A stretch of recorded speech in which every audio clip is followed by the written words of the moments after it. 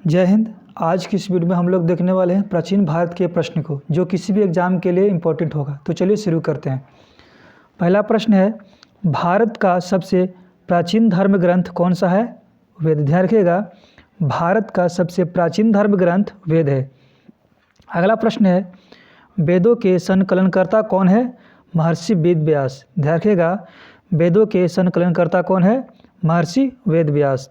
अगला प्रश्न है, सबसे प्राचीन धर्म ग्रंथ ऋग्वेद है, जबकि सबसे बाद का वेद है अथर्ववेद। ध्यान रखिएगा, सबसे प्राचीन धर्म ग्रंथ है ऋग्वेद और जबकि सबसे बाद का अथर्ववेद है। अगला प्रश्न है, ऋग्वेद के 10वें मंडल और पहले मंडल को अंत में जोड़ा गया है। ध्यान रखिएगा, ऋग्वेद के 10वें मंडल को और पहले मंडल को अंत में जोड़ा गया है। अगला प्रश्न है, ऋग्वेद के किस मंडल में पुरुष सूक्त में चातुर्वर्ण समाज का जिक्र किया गया है? तो 10वें मंडल में। ऋग्वेद के 10वें मंडल में पुरुष सूक्त में चातुर्वर्ण समाज के जिक्र किया गया है। अगला प्रश्न है, इंद्र के लिए 250 एवं अग्नि के लिए 200 ऋचाएँ मिलती है। ध्यान रखिएगा, इंद्र के लिए कितना ऋचाएँ हैं? 250 और अग्नि के लिए 200 ऋचाएँ हैं। अगला प्रश्न है, गायत्री मंत्र किस वेद में है? तो ऋग्वेद में। ध्यान रखिएगा, गायत्री मंत्र किस वेद में है? तो ऋग्वेद में है। अगला प्रश्न है, किस वेद को कर्मकांड प्रधान कहा गया है, जो गद एवं पद दोनों में है? तो ध्यान रखिएगा दोस्तों, यजुर्वेद। किस वेद को कर्मकांड प्रधान कहा गया है? तो यजुर्वेद को, जो गद एवं पद दोनों में है। ध्यान रखिएगा, जो गद एवं पद दोनों में है, यजुर्वेद। अगला प्रश्न है, किस वेद को भारतीय संगीत का जनक कहा जाता है? तो सामवेद। ध्यान रखिएगा, सामवेद को भारतीय संगीत का जनक कहा जाता है।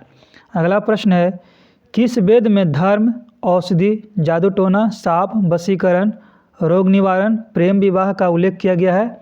अथर्ववेद में। ध्यान रखिएगा दोस्तों, अथर्ववेद में जादू टोना, औषधि, शाप, वशीकरण, रोग निवारण, प्रेम विवाह का उल्लेख किया गया है।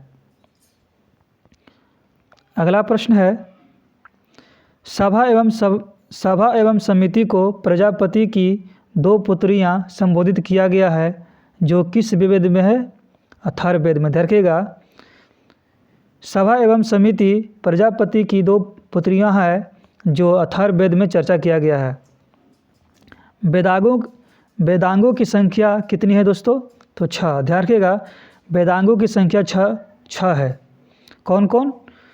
तो ध्यान रखिएगा, शिक्षा, कल्प, व्याकरण, निरुक्त, छंद, ज्योतिष। ध्यान रखिएगा दोस्तों, 3 को याद रखिएगा कर शिक्षा, कल्प, व्याकरण, निरुक्त, छंद, ज्योतिष। अगला प्रश्न है, किस ग्रंथ में स्त्री को पुरुष की अर्धांगिनी कहा गया है? तो शतपथ ब्राह्मण में। ध्यान रखिएगा, किस ग्रंथ में स्त्री को पुरुष की अर्धांगिनी कहा गया है? तो शतपथ ब्राह्मण में कहा गया है। अगला प्रश्न है, पुराणों की संख्या कितनी है? 18। पुराणों की संख्या कितनी है दोस्तों? तो 18। अगला प्रश्न है, सबसे प्रामाणिक एवं प्राचीन पुराण कौन सा है? तो मत्स्य पुराण। ध्यान रखिएगा, सबसे प्रामाणिक एवं प्राचीन पुराण कौन सा है? तो मत्स्य पुराण है। अगला प्रश्न है, पुराणों के रचयिता कौन है? तो ध्यान रखिए दोस्तों, महर्षि लोमहर्ष और उग्रश्रवा। उग्रश्रवा लोमहर्ष के पुत्र थे। पुराणों के रचयिता कौन है दोस्तों? महर्षि लोमहर्ष और उनके पुत्र उग्रश्रवा।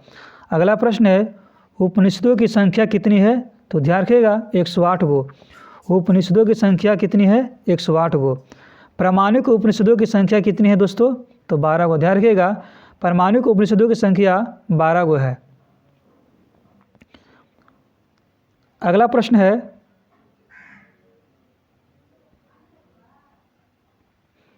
प्रश्न है, हमारे देश भारत का आदर्श वाक्य सत्यमेव जयते किस उपनिषद से लिया गया है?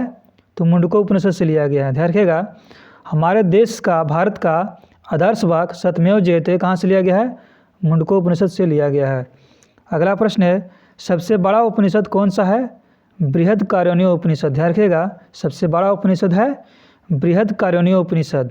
बृहदारण्यक उपनिषद है सबसे बड़ा। अगला प्रश्न है, स्मृति ग्रंथों में सबसे प्राचीन एवं प्रामाणिक है?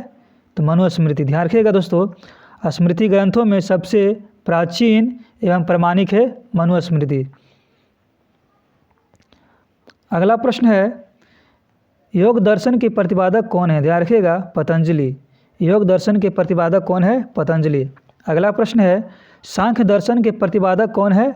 तो कपिल मुनि। ध्यान रखिए, कौन? कपिल मुनि। सांख्य दर्शन के प्रतिपादक कौन है? कपिल मुनि।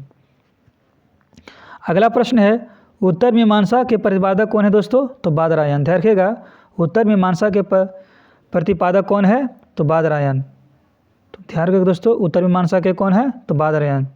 आपको वीडियो कैसा लगा? अगर वीडियो पसंद आया तो लाइक करना ना भूलिएगा, चैनल पर नए हैं तो सब्सक्राइब करना ना भूलिएगा। तो चलिए मिलते हैं दोस्तों नेक्स्ट वीडियो में, तब तक के लिए जय हिंद।